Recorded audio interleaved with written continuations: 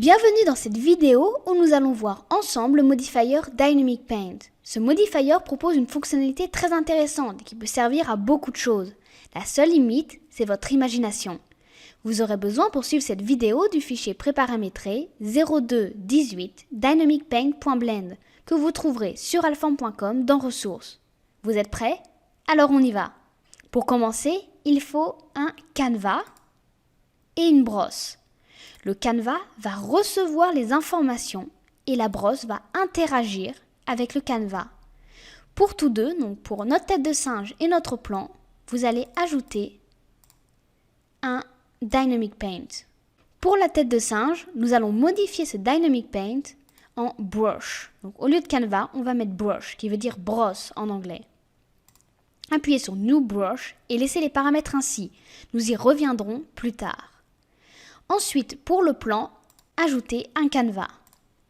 Alors, si vous prenez votre tête de singe et que vous lancez l'animation, rien ne se passe. C'est normal. Nous n'avons pas dit à Blender comment nous faire parvenir les informations ni à quoi ils servent. Donc, il y a 4 modes dans le Dynamic Paint. Paint, Displace, Weight et Wave. Pour tous, nous pouvons modifier certaines informations. Donc, par exemple, créer une collection de brosses. Donc, toutes les brosses se trouvent dans cette collection n'interagiront qu'avec ce plan. Et toute autre brosse extérieure à cette collection n'interagiront pas avec le canevas. Nous pouvons modifier l'influence du scale et le radius. Pour voir tout ça, nous allons modifier de mode et nous intéresser à ceux qui demandent le moins d'efforts pour l'instant. Donc, Displace. Sélectionnez votre tête de singe et lancez l'animation. Et si vous êtes un G-Shift-Z, donc pour garder toujours la tête de singe au niveau du plan, vous pouvez voir que notre tête de singe va découper notre plan, le creuser comme si c'était de la neige.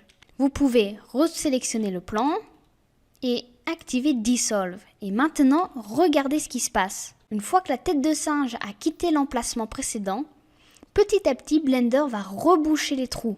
Maintenant, intéressons-nous à l'autre type, Wave. Remettez l'animation au début, donc soit avec les flèches ici, soit avec Shift, flèche gauche, et lancez l'animation. Et maintenant, si vous bougez votre tête de singe, le plan va réagir comme si c'était un lac ou une surface d'eau. Donc, quelques petits paramètres peuvent être changés. Donc, le principal est pour moi Open Border. Car maintenant, c'est comme si le plan n'était qu'une petite partie d'un lac, par exemple. Si nous désactivons Open Border, la surface d'eau va réagir et renvoyer les ondes. Donc, à vous de voir ce que vous désirez faire. Maintenant, intéressons-nous à Paint, qui est, vous allez voir, très intéressant. Mais pour pouvoir voir ce qu'il fait, il va falloir préparer quelques petites choses pour qu'il puisse nous montrer ce que nous désirons. Donc, vous sélectionnez le plan, vous allez dans Dynamic Paint, Output, et vous allez cliquer sur ces deux plus. Donc ça va créer automatiquement les Color Attributes que nous pouvons retrouver ici. Une fois cela fait, vous créez un nouveau Material, vous allez dans Shading, et vous créez un Color Attribute. Donc vous faites Shift A, Search, et vous tapez Color Attribute. Une fois que vous avez connecté le Color Attribute au Principal BSDF, vous sélectionnez DP Paint Map. Vous retournez en Layout et vous vous mettez dans le Viewport Material Preview.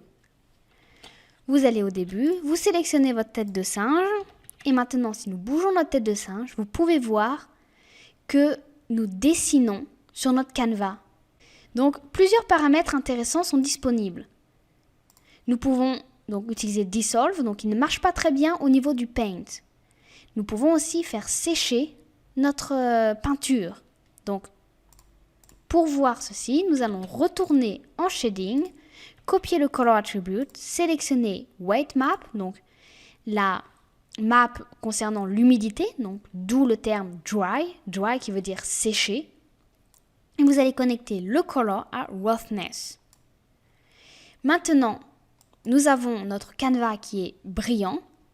Et si nous lançons l'animation et que nous bougeons notre tête de singe, vous verrez que notre peinture est mate. Si cela vous dérange que ce soit ainsi, nous pouvons inverser la weight map et donc demander à ce que ce soit mat lorsque c'est sec et brillant lorsque c'est humide. Donc on va retourner au début et vous pouvez voir que si nous mettons là comme ça pour bien voir les reflets, que nous bougeons notre tête de singe, c'est bien brillant lorsque c'est humide et ça devient petit à petit mat lorsque ça sèche.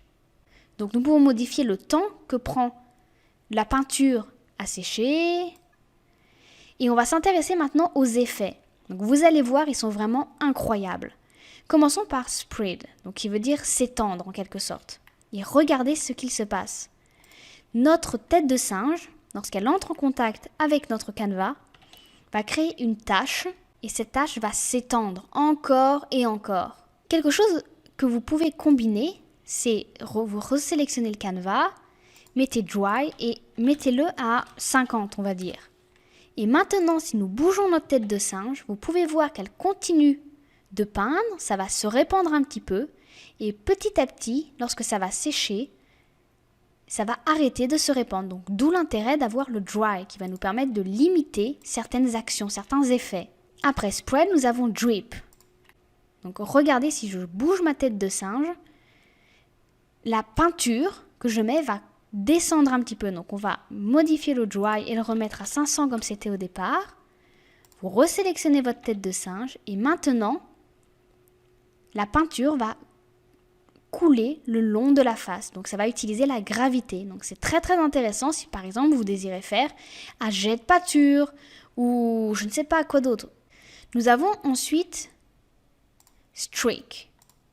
Donc vous allez voir, on va juste modifier, ne pas mettre de dry et mettre le dissolve à 50.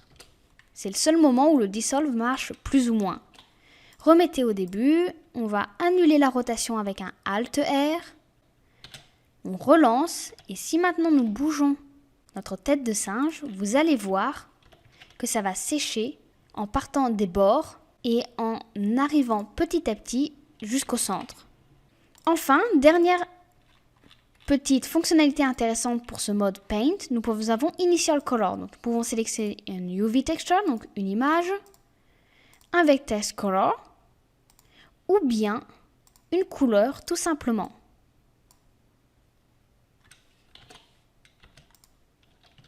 Maintenant, on va passer aux brosses. C'est le bon moment pour voir un peu certaines particularités des brosses.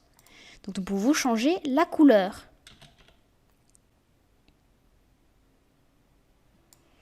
Et nous pouvons changer la source de la peinture. Donc, nous avons le Mesh Volume. Nous pouvons avoir le Mesh Volume plus Proximity. Donc, d'abord, voyons ce qu'est la proximité. Donc, c'est-à-dire la distance qui sépare l'objet, la surface de l'objet. Et nous pouvons augmenter cette distance. Si je la mets à 0, il n'y aura pas de distance. Si je la mets à 1, nous voyons qu'il y a une sorte de halo autour de l'objet. Et nous pouvons combiner Mesh Volume et Proximity. Si nous voulons, nous pouvons aussi utiliser Object Center, donc ça va créer un cercle autour de l'objet. Nous pouvons augmenter la taille de ce cercle. Mettons, allez, à 3.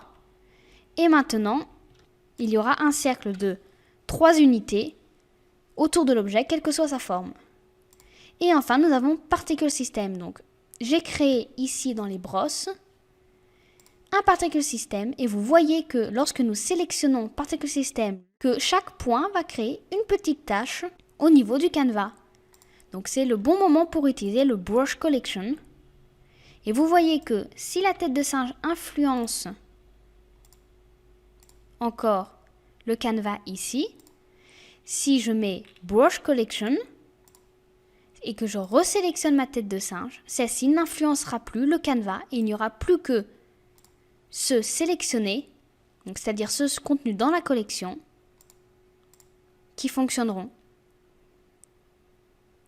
Et bien entendu, nous pouvons aussi utiliser les effets pour améliorer encore la simulation. Donc, nous pouvons utiliser String, donc comme vous pouvez le voir, ça fait ce résultat-là. Si je ne mets rien, ça marche, ça fait comme ceci. Si je mets Spread, ça va augmenter. Donc on va faire sécher un petit peu la peinture. Et drip, si je penche, ça va faire couler la peinture au fur et à mesure qu'elle va se mettre. Donc il y a vraiment une infinité de combinaisons possibles à faire avec les brosses, les effets au niveau du canevas, etc. Vraiment, ce modifier est incroyable. Et je vous montrerai en fin de vidéo un exemple de choses que nous pouvons faire avec ce modifier. Maintenant, on va utiliser Weight. On va voir le dernier type qui est Weight. Donc, nous allons devoir créer un vertex group au niveau du output. Donc, on cache les brosses. On peut enlever ceci pour n'avoir plus que Suzanne qui interfère.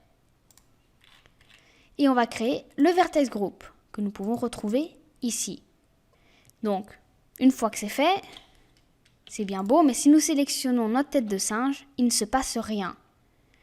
Donc, on ne voit rien. Et à quoi peut-il bien servir alors? Créer au niveau du canevas, donc du plan, un particle system. Placez-le au niveau de Air. Et au niveau des vertex group et de Length, ajoutez le vertex group créé précédemment grâce au Dynamic Paint. Maintenant, si on lance la simulation et que je bouge ma tête de singe, vous verrez que ça va créer des cheveux là où la tête de singe passe et se trouve. Si j'augmente la tête de singe, les cheveux seront là, et ainsi de suite.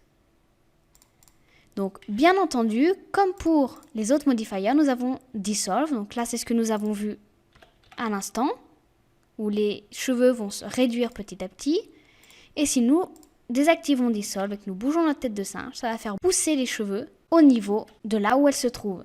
Maintenant, vous connaissez tout ce que le Dynamic Paint peut faire, mais vous n'imaginez pas toutes les combinaisons que l'on peut créer avec cet outil.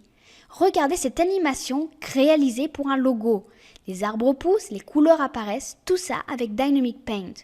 Comme je le disais au début de vidéo, la seule limite de ce que vous pouvez faire avec cette fonctionnalité n'est que votre imagination. J'espère que vous vous êtes bien amusés et on se retrouve dans la vidéo suivante pour voir ensemble le modifier Explose. A tout de suite!